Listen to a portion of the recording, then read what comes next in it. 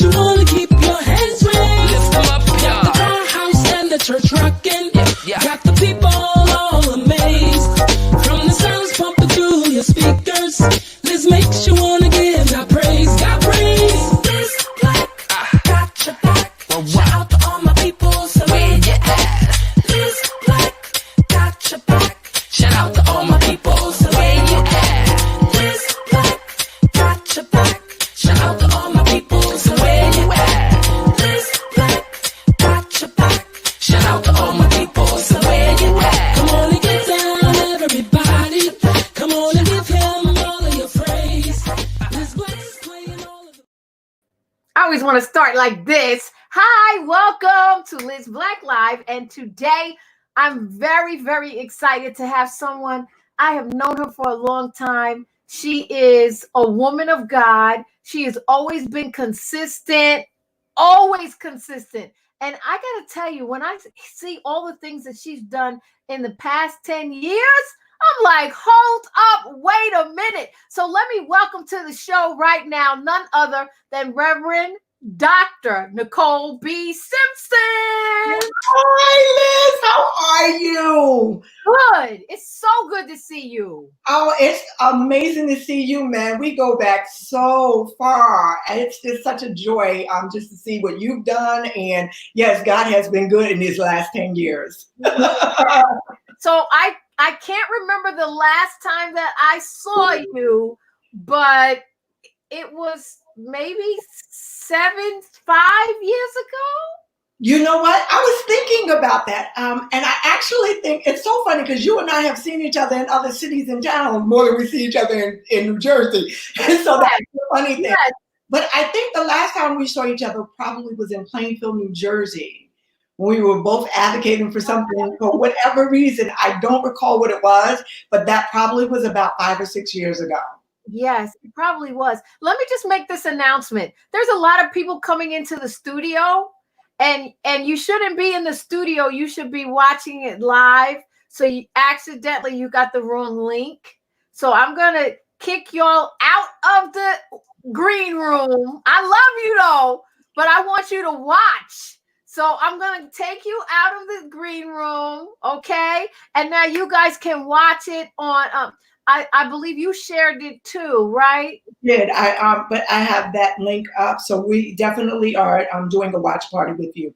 Okay. They can go right to your page, Liz Black Live, and they can go to Serious, so serious as well, and they will make sure that it gets on my page as well.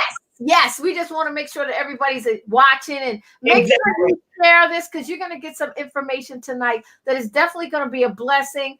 Not only to you, but to those that you share it with. Why don't you just tell us, Reverend Doctor? I can't believe it. Good. Wow. You know what? It's so interesting. The last 10 years have been quite amazing. And it has been a whirlwind of a journey. And I think one of the reasons why many people haven't been able to see me is because I had taken somewhat of a side track to go and pursue my education.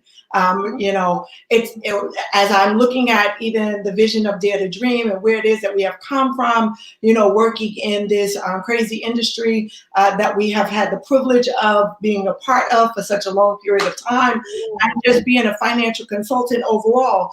The thing that was very important to me was to focus on economic trauma, what we have gone through. So I didn't even have a bachelor's degree, Liz, in the beginning in 2010. So I graduated from Oral Roberts University in 2013. I graduated from New Brunswick Theological Seminary in 2016. And then I graduated from Boston University as Dr. Nicole B. Simpson in 2019.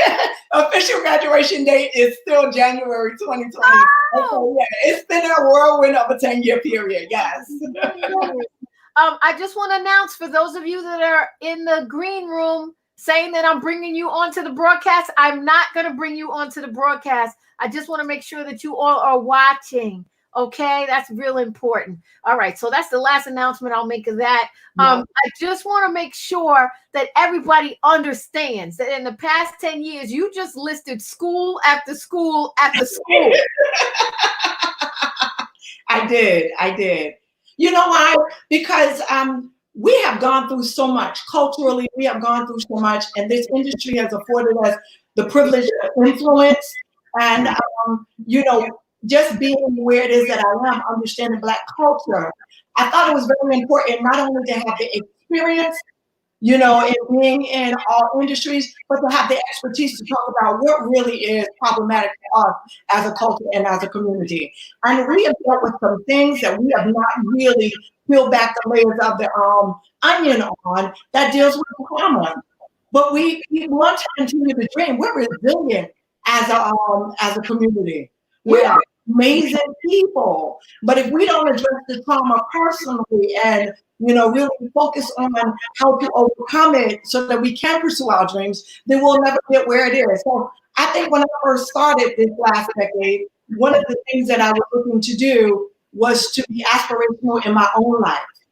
Because you understand when you're working and you're trying to help everyone else and you're still feeling lost in the midst of it, how do you overcome that? Because I'm a World Trade Center survivor, so I've endured a lot in the last, you know, just since the turn of the century. And so I felt like I needed the necessary tools to go forward and help other people to overcome whatever traumatic experiences that they may have had in their lives. Well, I'm just in awe, and I'm just glad I know you. We go back as far as me on WFDU 89.1 FM College Radio overnights. Yes. You in New Brunswick. 1 a.m. in the morning, I'm schlepping up to you. But you've always been gracious and kind to me, and I'm very appreciative. Oh, Nicole, we definitely go back, and it's a sisterhood. Yes. That's all I can say. It's a sisterhood. I want to talk a little bit about your book. Okay. We've talked about what you've done in the past 10 years, which is phenomenal. And now I want to talk about your book. First of all, you are the economic trauma specialist and pastor, but Yes. financial, I want to say financial trauma specialist and pastor. And you have a book that's out. So let me show everybody. And actually, you have decided that you were bringing the book out again. This is a revision of it, I would say, that because of what we're going through. That's the book, Dare to Dream. And let me just read a little something about that. In the midst of trauma, during the most trying season of your life, have you ever dreamed about what is possible, where you desire to be in life? Dare to Dream will take you on a journey that challenges you to focus your abstract thoughts and explore the possibility of your dreams becoming a reality. This book will help unlock the hidden innermost secrets you've housed for years and move toward liberation of all dream killing hindrances. Come on up in there.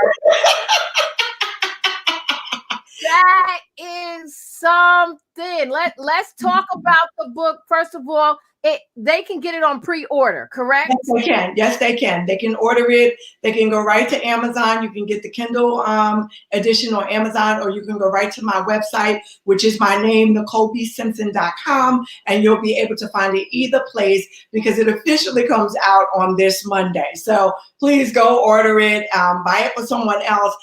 But let me just tell you the origin, because it does stem from 10 years ago when I first started doing this, which actually is probably a little longer than 10 years ago. I was so devastated and depressed in 2007.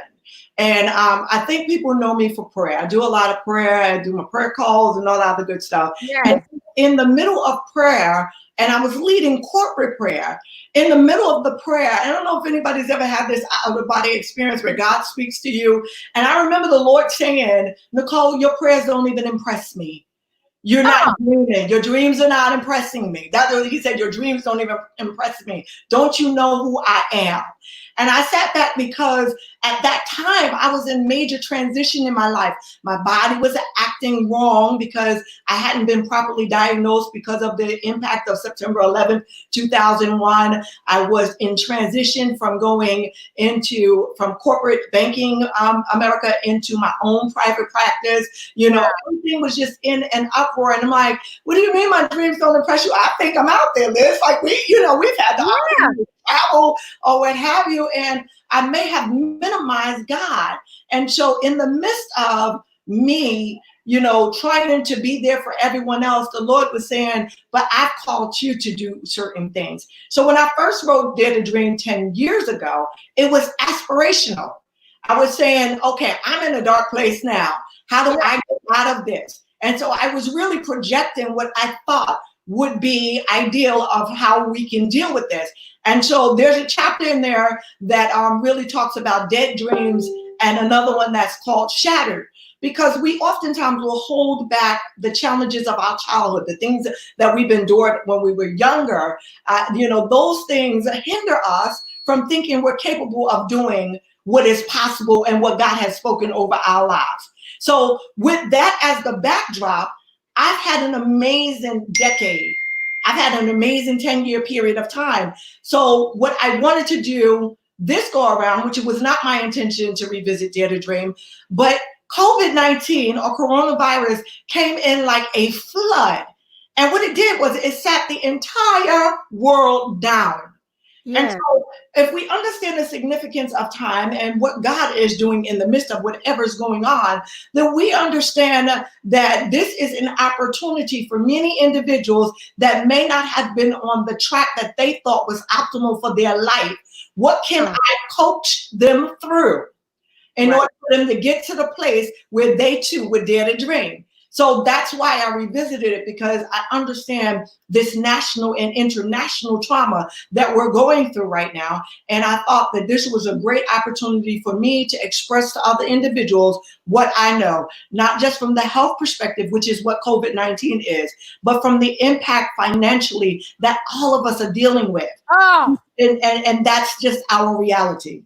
That is. And when you talk about hindrances, a lot of times we're in the way ourselves. Our thinking is not lined up with what the word says, even though, we're working really hard and God, I believe you're going to do this. But I think we still have barricades and blockers. Would you believe that? And I do. How do we get rid of the hindrances? But so this, the first thing that you have to do is acknowledge it. And once we can face what those hindrances, those obstacles are head on, that they happen, we have to get to a place of acceptance. What can you do to change it? Absolutely nothing. But when God has given us something, I have found that even in the midst of that blockage, those things that tell us that we can't do it, when we take the time out, and this is where people get caught up, when we take the time out to write it down, when we take the time out to give some attention to this major question, if money weren't an issue, what would be your life purpose? You ask that question and you begin to dream in that aspect, because now I've taken the financial conversation off the table. Yes. What do you That's a whole nother job for most people. Exactly. But you know what? When we think about it from that lens, then we begin to think about, what is it that I like to do? What is it that I'm good at? What is it that would bring me a level of contentment? Now you may say, well, why is this contentment important? It's important because at moments like this, where are you finding your peace? Where are you finding your joy? Where are you finding what is purposeful in your life in the right now? Even if you have to work and become that essential worker that we're finding out is far more deserving today than we would have ever imagined before, but we don't want to pay them more than $15 an hour. You understand? So we are doing this work, but even if I have to do that, what brings me contentment? What is going to bring me a level of joy? And that's what dreaming is all about. It's about conceptualizing what is possible for you in your life and then writing down, how do I get from what is a dream? I've now written it down. So now that I've written it down, am I willing to do the research to say, is this possible for me in my life? And how? And how long will it take? And so those, I think, are how we overcome those blockades. Because here's the beautiful thing about people that are of faith, and the ones of us that say we love God and we believe God, or whatever.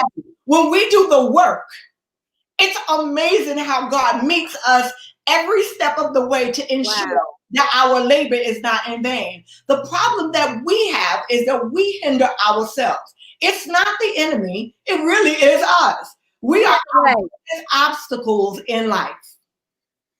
Man, and it sounds like you're talking about faith also, because you're calling things that are not there, but you're saying that's what I'm going toward. And faith is an action word. Yeah. And so when we understand that, we say love is an action word, but faith is an action word too. So now faith is the substance of things hoped for, the evidence of things not yet seen. But here's the thing: if you don't, pursue that which you're hoping for, how do you ever expect it to materialize in your life? Yeah. And so I do understand the financial challenges. I have had the privilege of working with incarcerated and formerly incarcerated individuals, probably for like I've been doing it for maybe 18 years now. And so, they come home and they have strikes against them. They have all of these challenges, and they may be deemed the essential workers that we're looking at today. And so they can never get ahead until they make up in their mind that they're going to be their own boss, or they make up in their mind that they're going to pursue something that will allow them to go beyond where it is that they're standing. And so no matter where they are, the moment and I will give you this perfect example. I have a young lady, she spent 17 years behind bars. I talk about her all the time. This young lady had Applebee's faith. And I talk about this because when she came home, she got a job at Applebee's. But her faith level was so high that she operated with a spirit of excellence, right? Yeah. So not only did she operate with a spirit of excellence, but she was very prayerful. And this Applebee's faith has gotten this woman a car. The Applebee's faith got her own apartment. The Applebee's faith has allowed her to go into her own business. The Applebee's faith has her now. She is now an author. She wrote The Fears, Tears, and Years of the Diva. Applebee's faith allowed her to have a baby. Her Applebee's faith has her in school doing what it is she really want to do right now. So this faith that we're talking about, each step of the way, was she financially traumatized? Absolutely. Did she work her way up? Absolutely. And she pursued and completed this task in an average of 3 years. And so what I'm saying is, if we take the lens off of what it is, or we take the boundaries off of what it is that we're looking to do, it's amazing what can be accomplished in our lives. And that's really what Dare to Dream is all about. It's saying you can push past any painful experience you have. It doesn't matter what it is that you've endured. We have the ability to push past that in God, because He's a healer. Listen, Liz, I want to break it down. I experienced sexual trauma. I experienced child abuse. I experienced 9/11 trauma, where I was on the 73rd floor of 2 World Trade Center, was in the building on that day. So I've got post-traumatic stress disorder, asthma. I've experienced financial trauma, because when 2008 transpired, everybody found themselves in a position where they had to operate and do things differently. It is not only by my faith that I'm still standing here, but one of the things that the Lord told me at that time is, listen, I'm going to give you a blueprint, a model that will have you not only journey out of here, but apparently where we're at today, He said, this is your task to go and tell somebody else that they don't have to be financially in bondage. They don't have to be bound by their finances. And that's why when I say economic financial trauma specialist, it's because everything at the end of the day, the decisions that we oftentimes make are based off of where we stand financially. But if I can get you to trust in what God says about you, and we take those steps, I promise you that will meet you financially. Now, when we talk about the situation that we're in right now, someone will say, well, I'm dreaming about this, but right now I'm on lockdown. I'm shut down. I'm not working. I don't have any money. What do you say to those that are in that state right now? Those are all very fair realities. And I think that's one of the reasons why the Lord had me to go into prayer every night since we've been on lockdown. We have been in intense prayer. This is what the Lord told me literally about 3 days ago. So I'm telling all of you that feel like that's your position. This is your opportunity to spend time with God and do research. So if you're spending time with God, and do this as if you're looking for a job. You ain't going nowhere. We sitting down. We all at home. We home. Yes, we are. We're not doing anything, right? You and I are doing something right now. We're working right now. but you're sitting down. But this is because the reason why we're working doing this is because we spend time with God, figuring out where it is that we're supposed to be, and we put in the legwork. So what I'm saying to individuals is that you have the space and opportunity to do research about whatever it is that God is downloading into your spirit right now. Yeah. And when people understand how important research is, I have come to the conclusion. Now, I'm going to give you guys a tidbit in the book because I think that this is important, right? I developed two things that are very important. But one is how to create, we all love the whiz, right? I love the whiz. I love the whiz. You mean the whiz? Ease on down the road whiz? Down the road whiz. Yes, Michael Jackson, you can't win. Oh, You can win. But here's the thing, right? When Dorothy was trying to get back home, she found a team. We need a whiz team in our lives. We need an intellectual. We need someone with heart. We need someone with courage. And so while you're doing your research, you want to identify who's your whiz team. Who's got your back, love you enough to tell you what you're doing right, what you're doing wrong? Who's that person with the intellect to say, let's look at this from a different lens or a different perspective, or add value or take away from what might be that obstacle in your life? And who's that person that is courageous enough and have faith enough to believe that you can make it over to the other side? Yeah. So you're doing that research while we're in here now with no money, at home in quarantine. You have the benefit of time. The reason why I know this works, Liz, is because this is what I tell my girls, right? In Edna Mahan, whether I go to East Jersey State Prison, wherever it is that I go, I tell you, you have the benefit of time. If you got a 20-year bid, you got a 5-year bid, you got a 3-year bid, here's what you have. You have the opportunity to make the best marketing plan, the best business proposal. Yes, you have the opportunity to do all of these things while you're sitting down. Don't make me run. Wait, you're gonna make me run because I'm sitting at the computer more than ever, doing creative things and graphics and stuff that I wouldn't have done otherwise. So time. So when you tell those ladies you got time, they better understand because they are coming out. Right. They are coming out. Yes. And so it's important for us to realize that the Lord in this period of time has set us all down. It's almost as an equalizer for, get this, we believe as believers of God, believers of the way, Christians, we believe that the wealth of the wicked has been stored up for the righteous, right? I believe that wholeheartedly. And so I have to have an infrastructure for the transference of wealth to take place. Because if I don't have it, if I work regular 9 to 5 and not put any investment into what God has created me to do, who he has created for me to be, do you know how many barriers have to be over in order for me to get the blessing that I believe I richly deserve because I'm God's child? So if you make the investment into your relationship with God, why did he create you? Yes. That you're supposed to be doing here, and you show your obedience to God by sitting down and doing research and saying, okay, God, what's your life plan for me? And here's the thing. Everybody quotes Jeremiah 29:11. We all know it. We all quote 29:11. For I know the thoughts and the plans that I think towards you, thoughts not of evil, to provide you with a future and a hope. But if you go a little further down, round about the 14th verse, it says, when you pray for me, when you pray to me and search for me with your whole heart. Whole heart. Yeah, the whole heart. then when you do those things, you'll find it. And I'll let you know exactly what it is I created for you to do.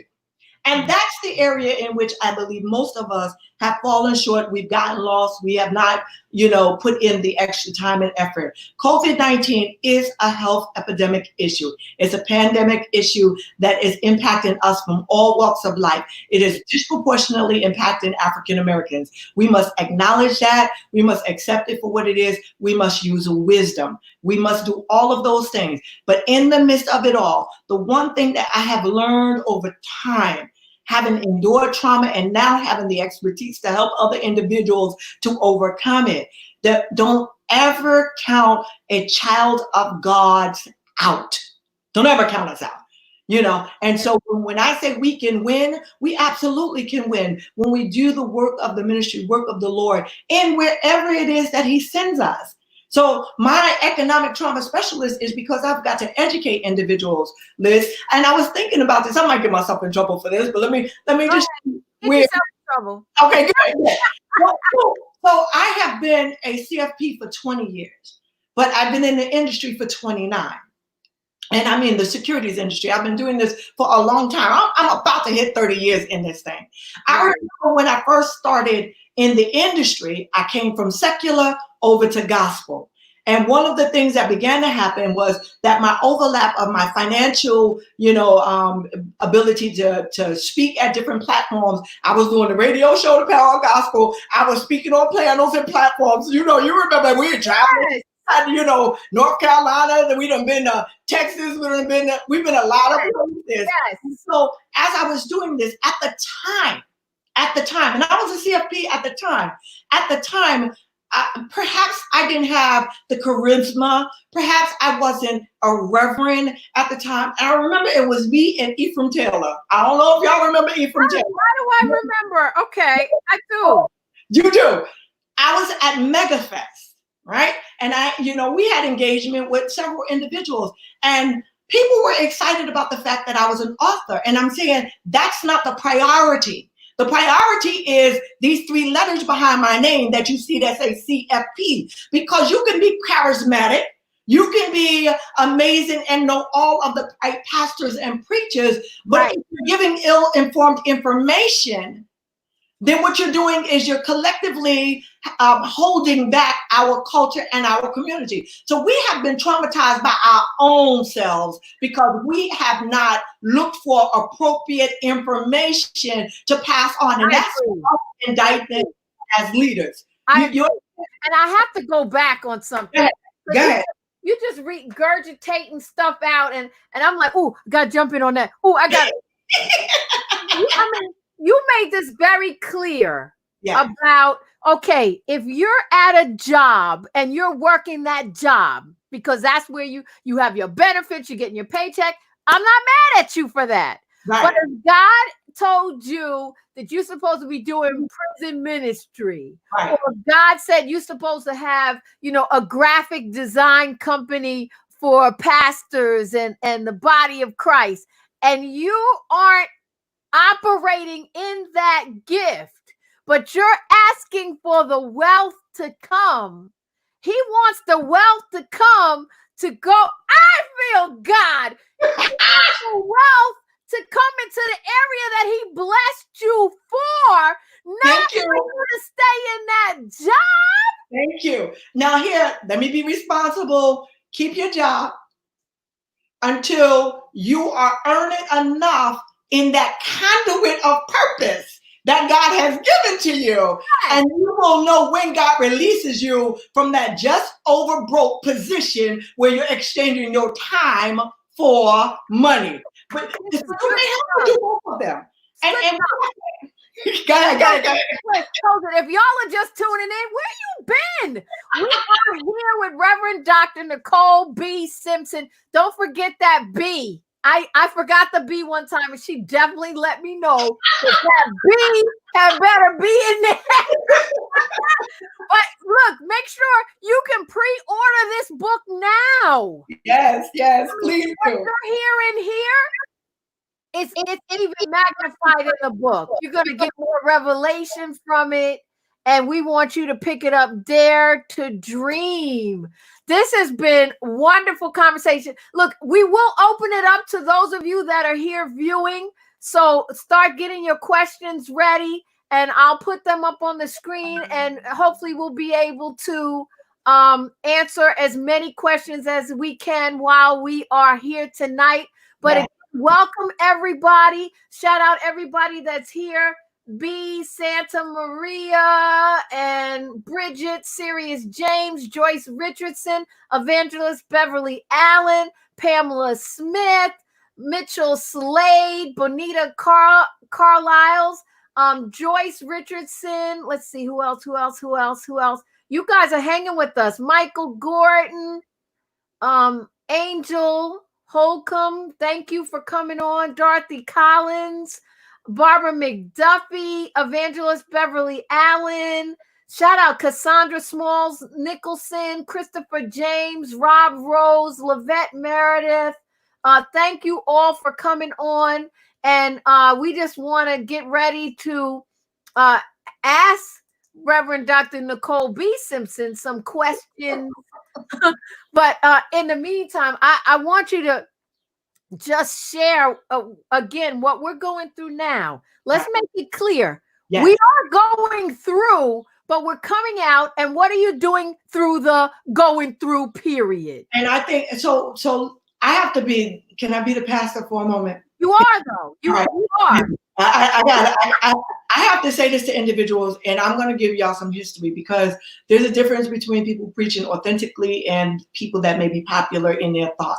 And I'm saying that because one thing that I recognize in the value of prayer is why I am where I am today. I began to share with my congregation since 2018 of how important it was to do three things. One, we knew a famine was coming.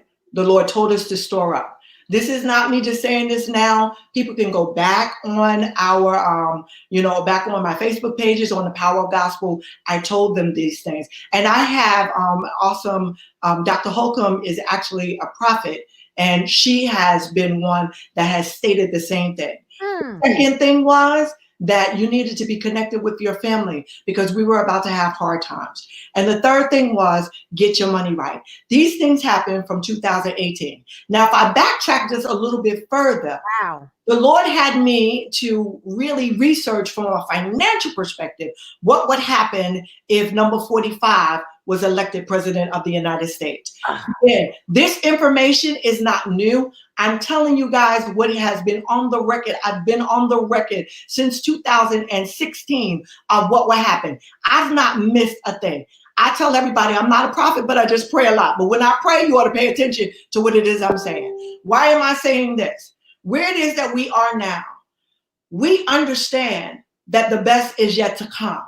And that's futuristic. But Liz, I need people to recognize this. They were telling us we were going to have clear vision 2020, that God is going to bless a whole lot of people. He don't bless people that are not obedient.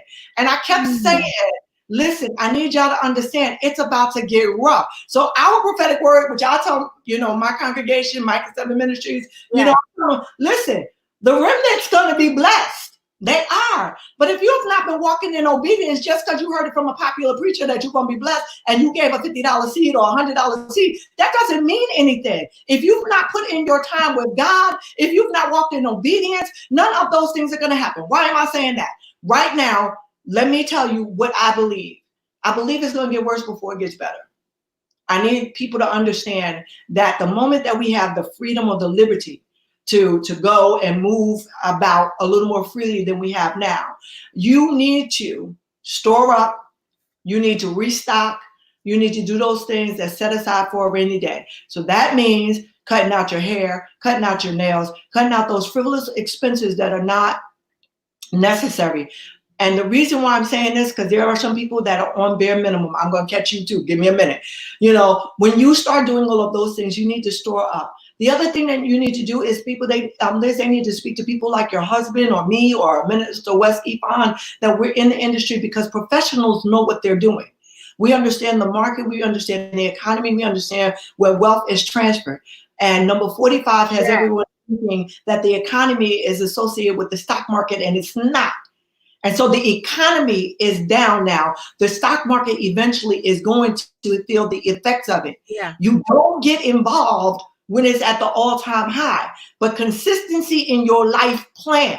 See, it's not a tomorrow thing. Yeah. It's a plan. So the consistency in your life plan will have you plan in all of these areas so that you have the courage, the intellect, and the heart to make sure that your infrastructure is set.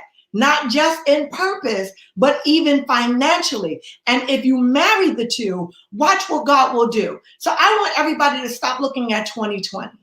I need you to think a little more broadly. So I said in the very beginning what I was able to accomplish in 10 years. Yeah. Now, I had some bad years in those 10 years. Yeah. But the goal was not to accomplish this and then all of a sudden, because 2020, we only in the 5th month. And you know how many people have given up on their dreams already? But we came into the new decade like, yes, this is going to happen. We did. We came in like, boom. But it's still going to happen. I know, but we're looking at it. I'm like, I spent my birthday in quarantine, but how can I complain when people are losing loved ones and their jobs? Exactly. And that's my thing. But God is still up to something. Yes. And this is what I need people to understand. God, if we look at it from a spiritual perspective, the doors of the church are closed, so everyone's complaining. Do you know how many sanctuaries are in our own households now? Because people are gathering together in their houses with their families. My house is a sanctuary. There have been people that have not prayed or worshiped God in their houses in God knows how long. But now they are coming after God, pursuing God in their homes, in their edifices, their own sanctuaries. Yes. And if you're worshiping God in your house, as for me and my house, yes, praise the Lord. If you're doing that, don't you think that God will give you the other things? Now, let me go back to the other situation about storing up. This is the other thing we have to understand. Essential workers are legitimate, and we have to be concerned. We can tell everybody, listen, I can stay home, I'm still going to get a paycheck. You can stay home, you're able to, that they work with us. We're fortunate in that regard. My responsibility is to sacrifice my nail, and maybe my hair's getting done, so that I can help a family who needs to stay home because they can't go to work for fear that they may not be here in 5 years.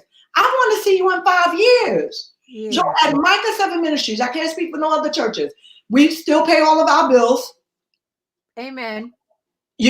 And we have from day one, we have tithed off of our tithes. So at any given point, somebody can come in. We've always had food cards. We've always had clothes. We've always given to the halfway house and the prison facilities. Now that we have been widely recognized as a serving church and a serving community, I literally told my congregation and those in prayer the other night, like 2 nights ago, listen, I said, we need to store up a little bit more. We have to sacrifice a little bit more. Those of you that have much, you need to give a little more so that we can make sure that those of you that don't have are taken care of as well. And that's Bible. That's Acts, the 4th chapter.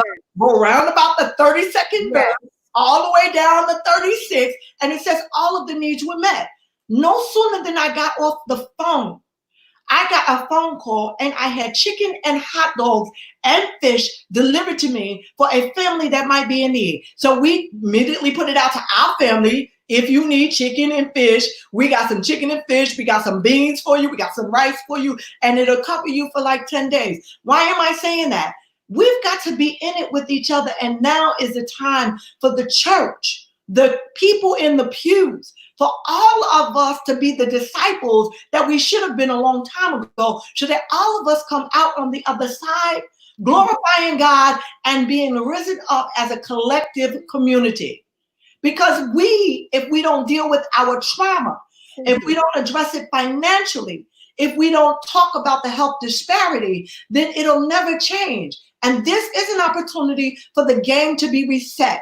And I'm telling everyone that what God has allowed me to do in the last 10 years is to figure out strategy and model and ways that will make you sit down. Because the first Dare to Dream was conversational style. This one says put pen to pad even more. And this is what I've learned since then. And it worked for me. And on my life, I know it will work for you too.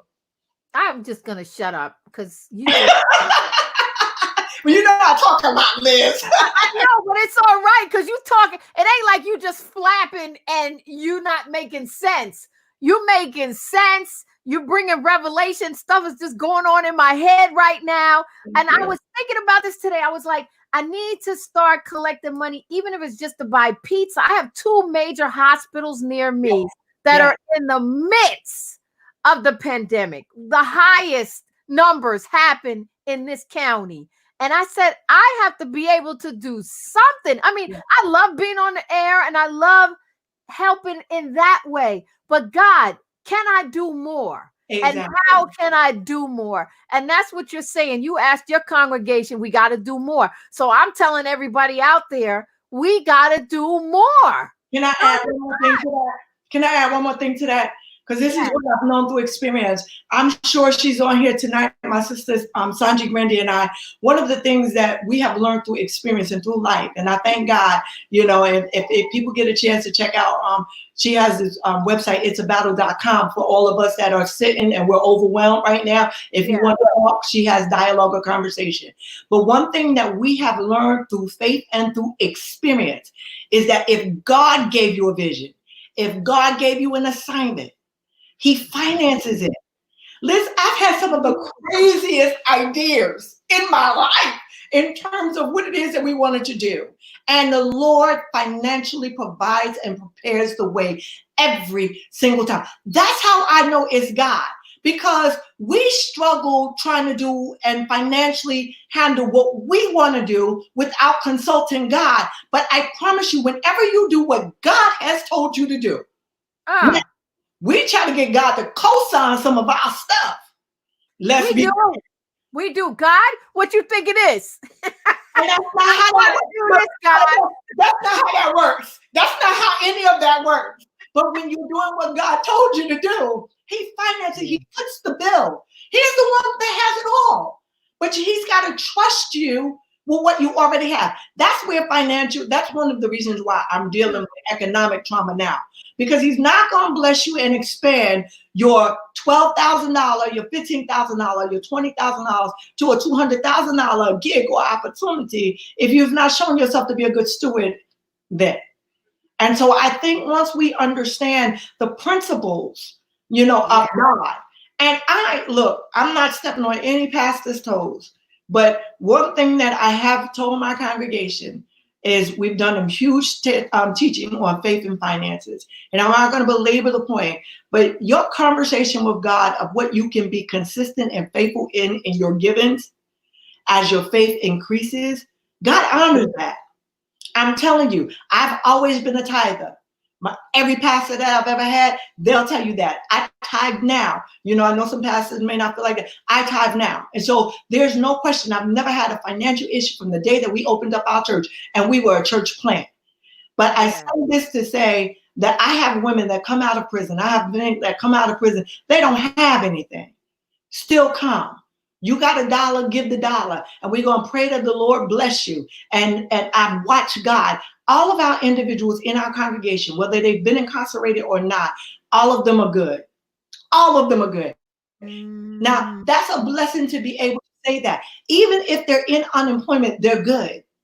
You can't say that at every church. People are hurting, they're struggling, you know, and there have been people that have been associated with us. And you know what? They're good too. We check on them. We make sure that they're all right. You know, we thank God for them and we try to be a blessing as best we can, not only individually, but organizationally as well. This happens. And one other thing, everybody in my congregation has that conduit or that infrastructure that I'm talking about. So God, when you're ready to transfer, they got it.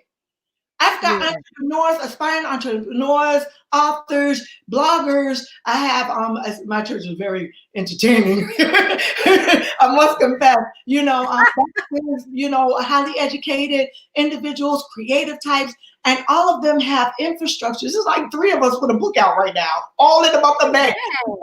But here's the crazy thing. Our mandate from the beginning of the year was we operate in stealth mode. We're not telling anybody about what we're doing. We're making announcements when we do that.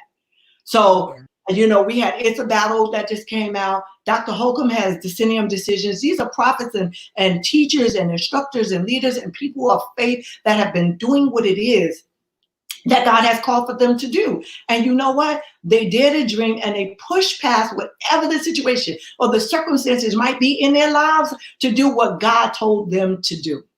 Amen. Amen. That's important. If you're just tuning in, this has been good. You're going to want to make this a watch party. Make sure you're sharing this. When we come off, hit watch party and start it for someone else, because this conversation is full of so much revelation and valuable information. If you don't know what's going on, I'm talking with Reverend Dr. Nicole B. Simpson, and she has a book out that you can actually pre-order now, Dare to Dream. If you love what you're hearing right now, well, you're going to get more of it in the book. We want to open it up for any questions that you may have. Now would be a good time to just come on and ask those questions. We are here for you. And I know you asked about Sonia. So, no, I was saying Sanji Grandy. We do ministry together here. Yes. So she's watching. So now, if you have questions, now would be a great time for you to post them. Again, we want you to go over to Amazon or actually go over to NicoleBSimpson.com and make sure you visit her website, follow her on all her social media. And what your social media is? Nicole B. Simpson.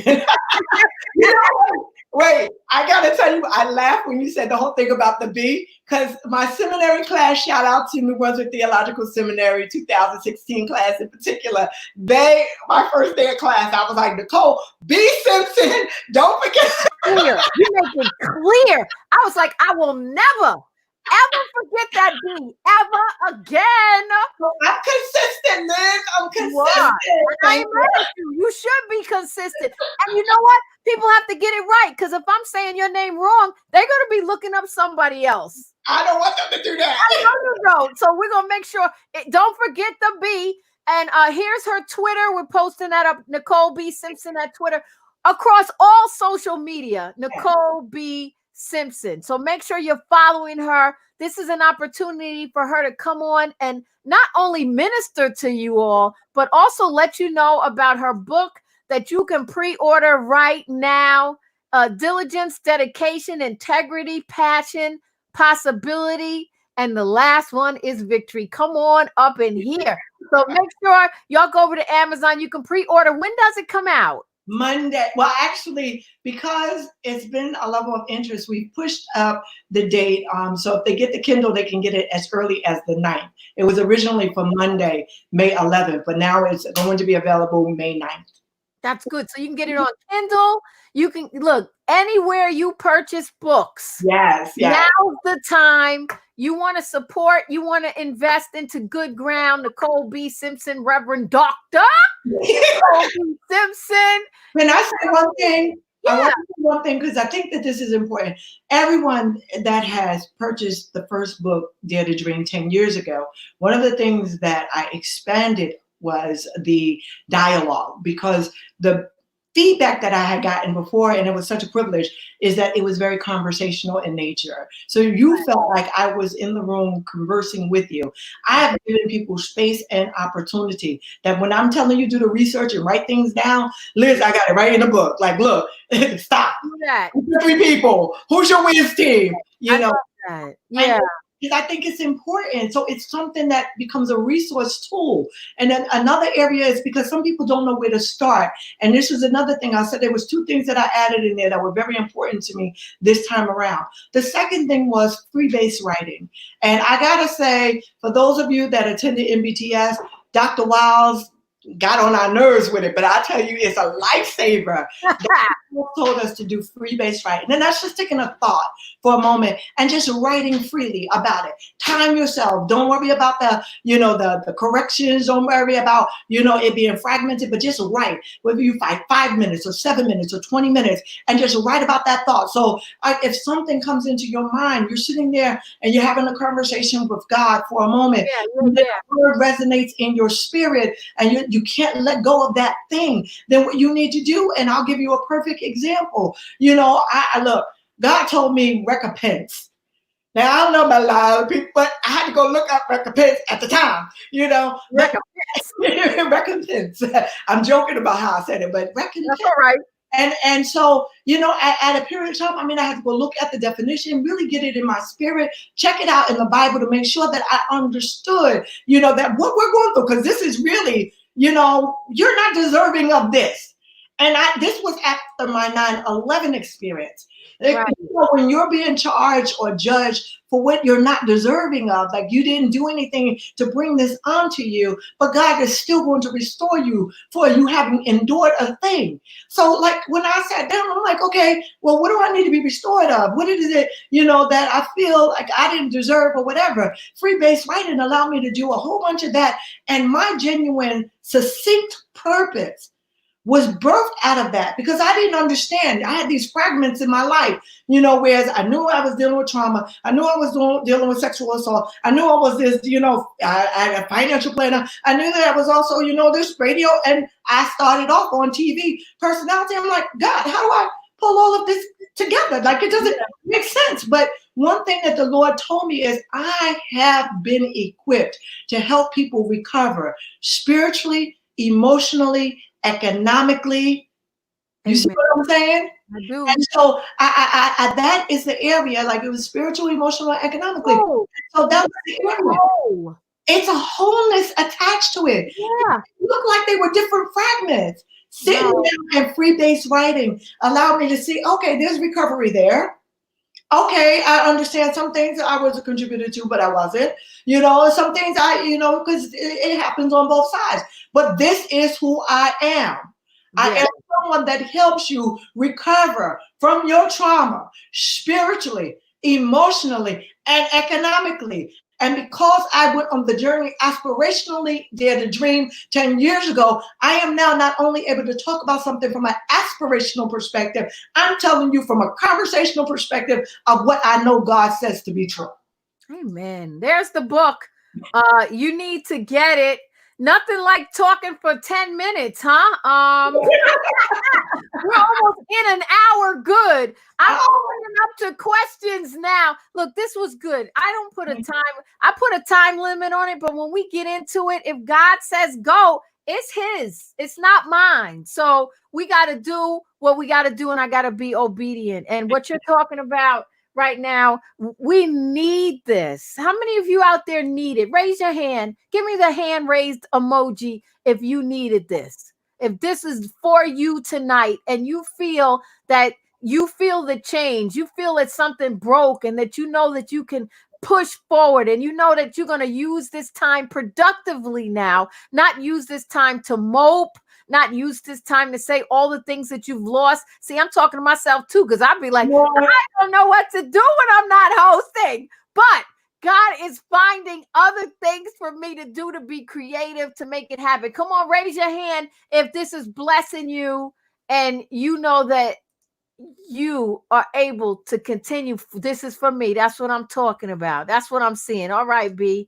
Yes, right. Hand raised, Cassandra. God bless you. Let me see those hands raised. If this was for you tonight, I know it is not by accident that we're here on this day, this hour, May 6th at 7:56. And Reverend Dr. Nicole B. Simpson is pouring life into us on this evening. So just grateful to have her. I'm going to show the book again, and you can see at the bottom scrolling, NicoleBSimpson.com. You can go to Amazon and pre-order. I'm looking for any questions that there might be, because now's your time to ask her. She is here and she is flowing. The anointing is here, and we're just ready to do whatever it is God says. So if you have a question, please ask the question now. I'll see the question. I'll put it on the screen so that we'll be able to answer it. Okay. So just put your question up if you have one this evening. Let me check and see. We thank you for all the love everybody's been sharing. And and all of the hands raised. We thank God for you tonight. And those of you that stayed on the broadcast, we want to make sure that you know about the book. It's on pre-order now. Dare to Dream. You're listening to Reverend Dr. Nicole B. Simpson's testimony, and you're hearing what she's telling her own congregation and how they are ready and equipped for what came. See, I was like, you know what? The Holy Spirit's going to tell us what's going on. There's been a miss on this. Here's the question. Wait, here's a question. Okay. Who run for our next president? What? I guess will you run as president? Somebody, he is really enjoying you this evening. Thank you, but no thank you. Not for you, but this has been a wonderful evening of sharing information, and I just really appreciate you all coming on. And Reverend Dr. I love it. Reverend Dr. B. Simpson, my girl, doing it big. So make sure you guys check out the book. Let me put it up one more time for you. That's what you need to get, okay? It's the 10-year anniversary, and she has re-released it. And you know what? She has more revelation than she had when she wrote it the first time. She's got more, and God continues to bless. But I got to tell you something. If you didn't get the nuggets 10 years ago, you better get the nuggets now. Is there anything you want to say, Reverend Dr. Nicole, before we go? Oh, wait, here it goes. Wait, someone says, Cassandra says, when you realize that you have the wrong team, how do you overcome guilt and misplaced allegiance and get your whiz team? Cassandra, that's good. Oh, that's a great question, Cassandra. So I literally had this conversation with someone a few days ago. We have got to learn how to forgive ourselves and move on. And that, it's separating individuals. I wrote a book. My first book was called Planning for a Reason, a Season, and a Lifetime. And there may be people that come into our lives for a reason, and we try to make them seasonal or lifetime relationships. And we've got to be dependent upon the Holy Spirit, that when a season is over or the reason has been accomplished, to be willing to let it go. And you shouldn't have to let it go with harbored ill feelings. And oftentimes when that happens, Liz, when we go beyond the season with a person, because now God done told you, it's been real. It gets ugly. You gotta know the seasons, and no hard feelings. It's no hard feelings at all. That's my prayer. My prayer alarm. No hard seasons at all. Yeah, we do prayer at 8:15. But I want to answer Cassandra's question, because I think that this is important. Because what often happens once we get over the guilt or feeling as if we made the wrong decisions about a thing, then we make a wrong decision again by not embracing the ones that God puts in our lives. So now we have this laundry list of critique and criticism, out there, and it be the very person that's there and designed to bless you. But what you're doing is you're measuring it against what may have happened in the past. So this is what you need to do. And my reliance upon the Holy Spirit guides and dictates who it is that I am and what it is that I do.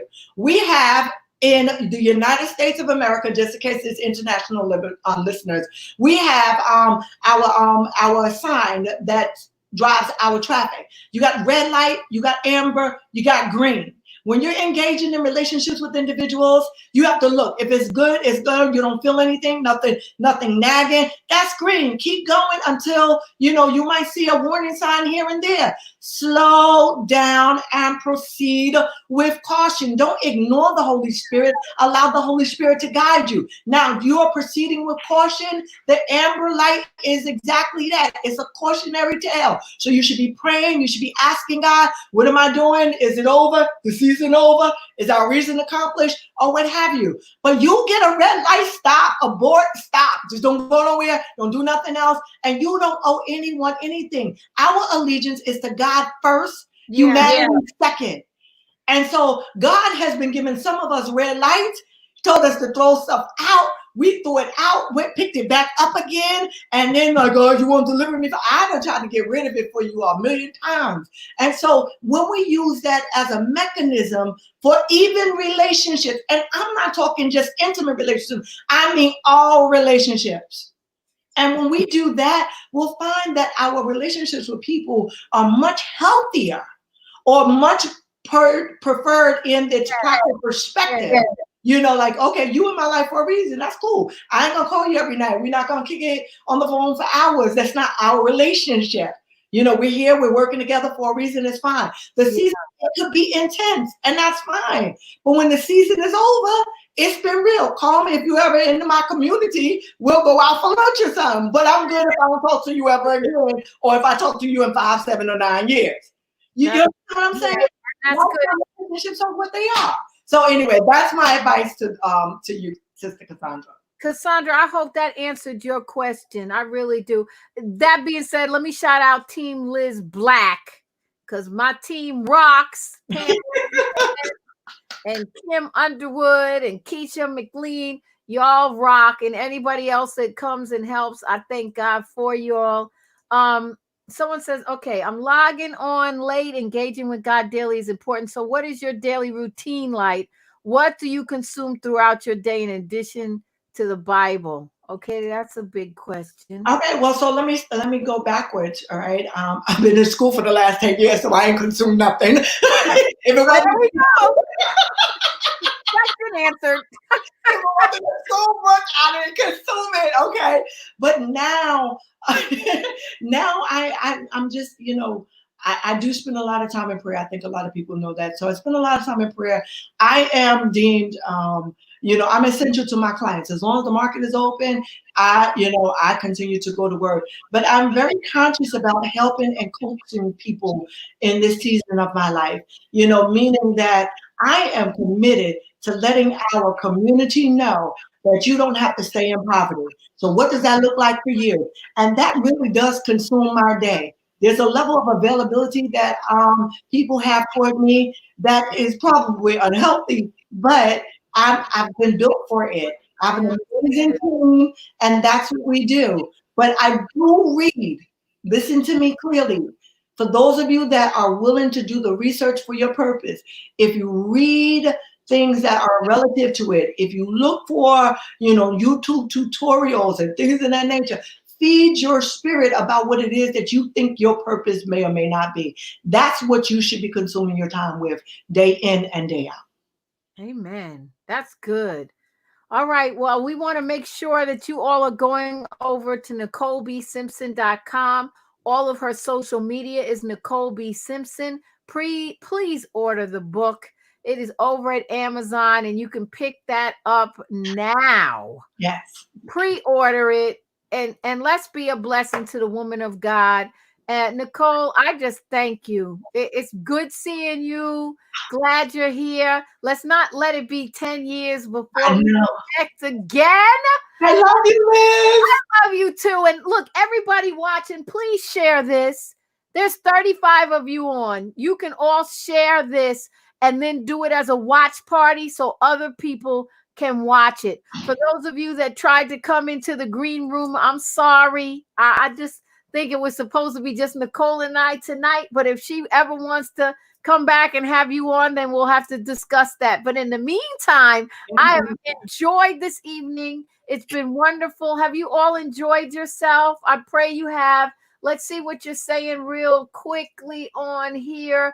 All her information is set up. You can pre-order. Okay. Well, Reverend Dr. Nicole B. Simpson, it's been a pleasure interviewing you and hanging out with you this evening. And I know you're going into prayer. Is that open to anybody that wants to come in? Open to everybody. It'll be on my Instagram page, Nicole B. Simpson, and Facebook right here. We'll be right back. 8:15. Right. I look forward to seeing you there. 15. I got nothing but love for you. Okay. And I look forward to talking to you again real soon. All right. Love you. Yes, ma'am. Love. Mwah. This has been a great time, hasn't it? I'm so glad you all tuned in. Let's see what's going on this week. This week, Friday night, 8 p.m., Friday Night Live is happening right here. Anita Wilson will be with us. We're going to have her listening party. I'm going to have spoken word. I'm going to have Tony Smith, the saxophonist. So I promise you, we are going to have a great, great time. I appreciate all of you that have come on. Make sure you share tonight's broadcast, and I will be with you later. You know I've got nothing but love for you. And until next time, go in peace, grow in grace. Don't just go to church, be the church. Liz Black.